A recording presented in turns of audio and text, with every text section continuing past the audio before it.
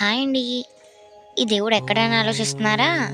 ఇక్కడేనండి పశ్చిమ గోదావరి జిల్లాలో టి. నరసాపురం మండలం అల్లంచర్ల గ్రామంలో స్వయంభుగా వెలిసిన శ్రీ బల్లాళమ్మ తల్లి ఆలయం అండి.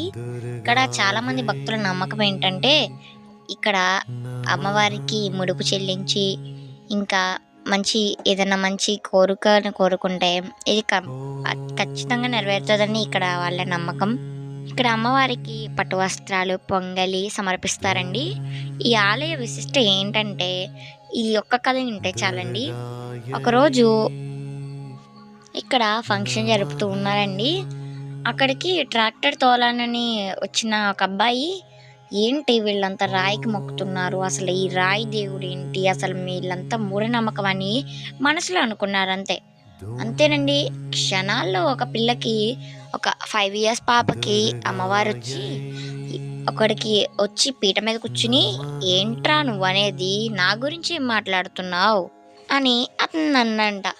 అప్పుడు తను వెళ్ళిపోదామని ట్రాక్టర్ స్టార్ట్ చేస్తే, ట్రాక్టర్ ఇంచు కూడా కదలట్లేదు. అప్పుడు తన తప్పు తెలుసుకొని క్షమించమన్నారు. అప్పుడు అమ్మవారు, "నా గుడికి 7 వారాలు రా" అని చెప్పారనమాట.